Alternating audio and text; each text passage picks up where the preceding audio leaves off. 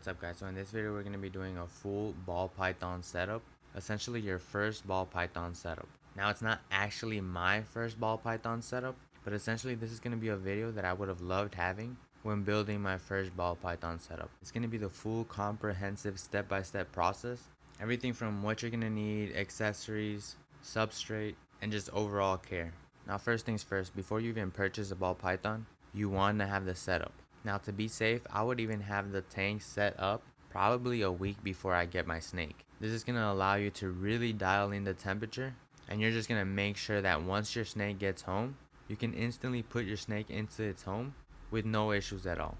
So first things first, you're going to want some sort of tank, some sort of enclosure. Now the one you see here in front of you might actually be too big for most snakes, especially a baby ball python.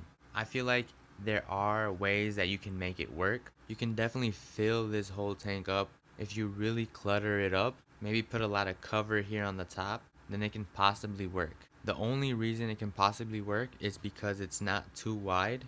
It's only 12 inches, but it is very long, coming in at about 30 inches. So it's a much longer tank than your average tanks, and it's also very tall. And so yeah, for a beginner, I probably wouldn't recommend a tank like this, but it might be doable like I said. So if you have a brand new baby ball python, then something like this might be a lot better. Now for a tank like this, you're looking at 10 inches by 20 inches. So it's going to be a much smaller footprint, where a baby ball python is definitely going to be more comfortable.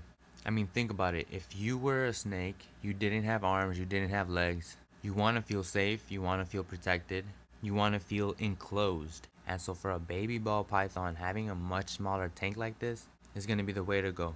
Now another thing to look out for is going to be airflow. You want your tank to have airflow underneath. When it comes to a ball python, having airflow under the tank is crucial. Mainly because we're going to have a heat pad underneath, and you just want that fresh air flowing so it doesn't burn anything. And so this reptile tank actually comes pre-made with these corners, and so it's already lifted and I don't have to do anything. Now that leads me to my next point, and that's going to be the heat mat. So for demonstration purposes, I moved back to this tank, but essentially everything I tell you here, you can apply to the smaller tank as well. Now I do want to mention how this bigger tank isn't lifted.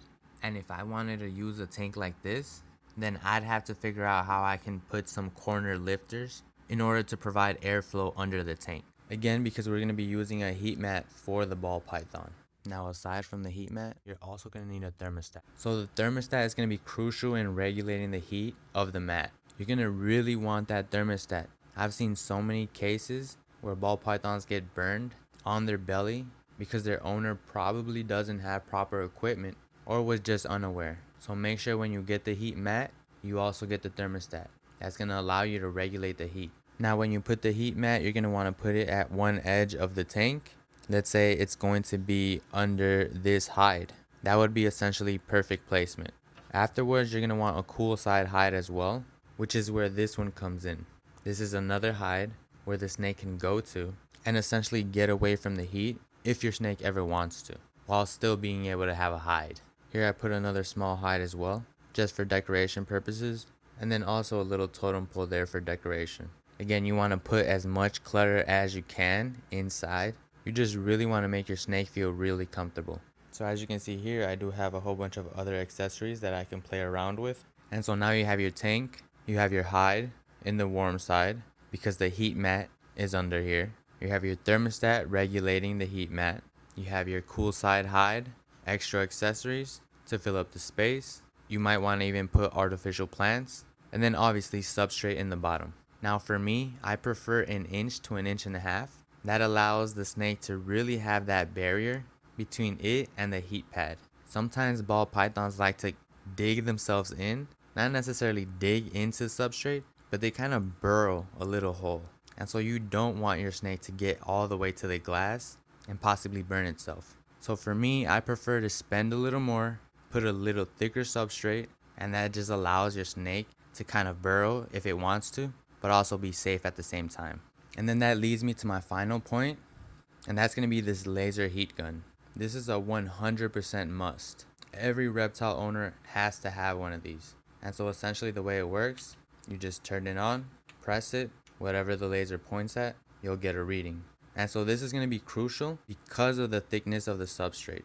You're not going to be able to rely on the thermostat because essentially the thermostat will tell you the heat of the mat, but not the heat on top of the substrate, which is what you want to know. You want to know the heat your snake is actually going to be sitting on, and so that's what this is going to allow you to do. So you're going to want to consistently check the heat on top of the substrate where your snake lays and just make sure that it's within the perfect range. And guys, that's pretty much it. You might want to get some lighting as well, but as long as you have everything I just mentioned, you should be fine. I will be setting this up because I am getting a snake myself, and so I'll be taking you through the entire process. So make sure you like, subscribe, and I'll see you in the next one.